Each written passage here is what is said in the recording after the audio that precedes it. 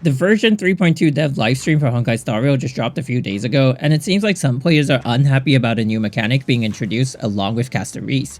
See, Casteris is going to have a passive that allows us to revive a fallen teammate by healing or shielding them after they've taken a fatal blow, bringing them back into the fight.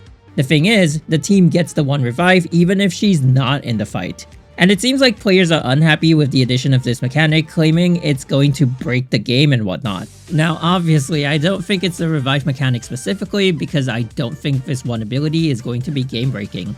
I think the players are unhappy about the need to pull for specific characters in future who might have other global passives, as people are calling these, and the gap of overall team strength between players who have and don't have these specific characters is going to widen. Well, here's the thing, this mechanic isn't new in HoYoverse. So, since there already is a game with this mechanic, we're going to be able to take a look and have a case study on how it affected the game.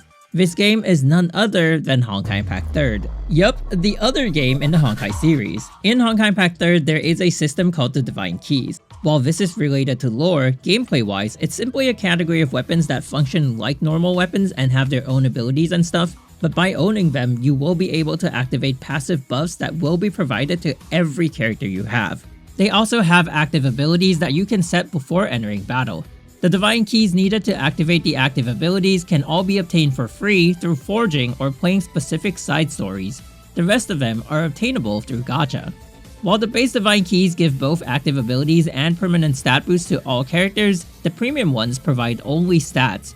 Unlike Casteris' global passive though, the Divine Keys only boost damage and SP regeneration. It's also a bit of an either-or situation where if you take the ultimate damage buff, then you can't take the fire damage buff, and so on. As for the base stats, all we're really looking at is attack. The other stats are not even useful.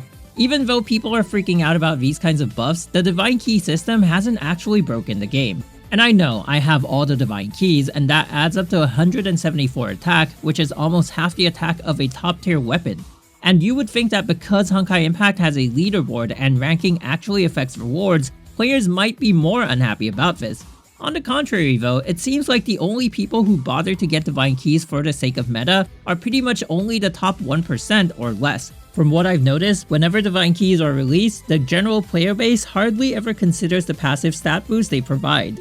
I think a key reason for this is because while it does affect top tier gameplay, there are often times where having these additional stats only affect the process, but not the outcome. So that means if two players were to have the exact same team, with the only difference in stats being that one of the players has all the Divine Keys and the other only has the non-premium ones on the top level of gameplay, both players would still be able to obtain the same score on the same boss fight. The difference, however, is that the player with the Divine Keys might deal with less RNG in, say, pushing bosses beyond HP thresholds because the base stats makes it easier.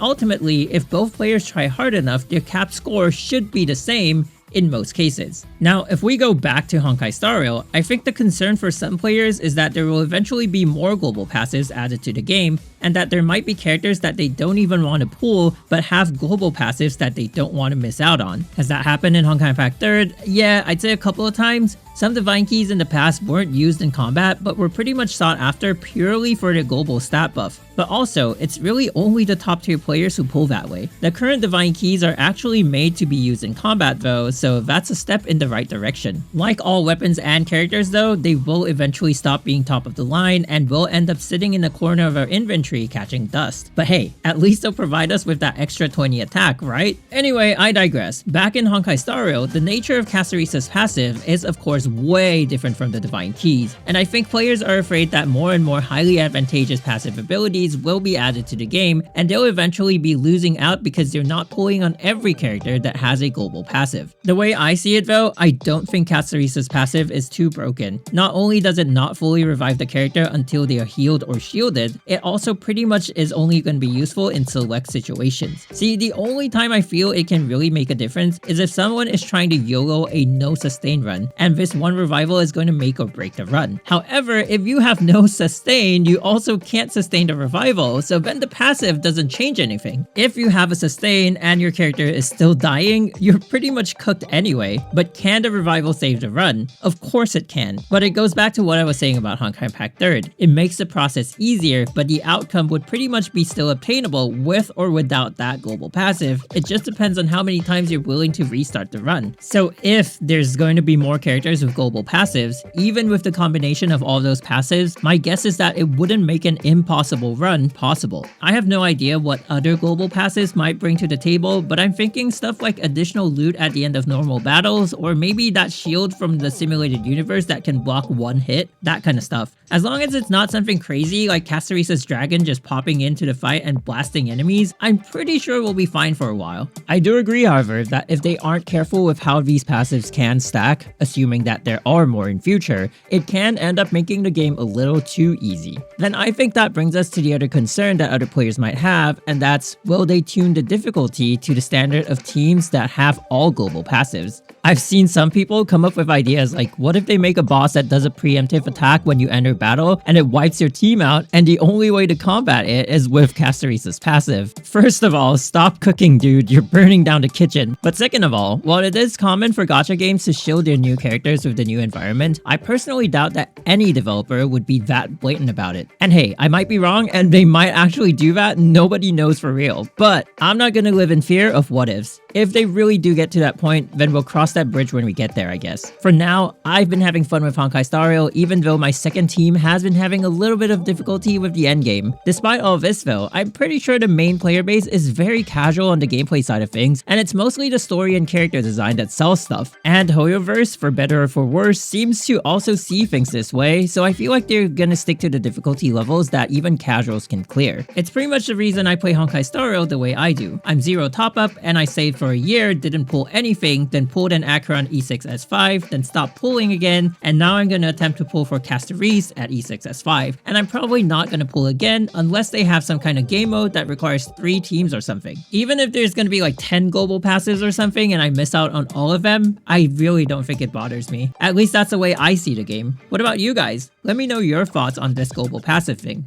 Do you like it? Do you dislike it? Does it not affect you at all? I'd love to see what you guys think in the comments. And with that, thank you guys for watching. Until next time, this has been MG.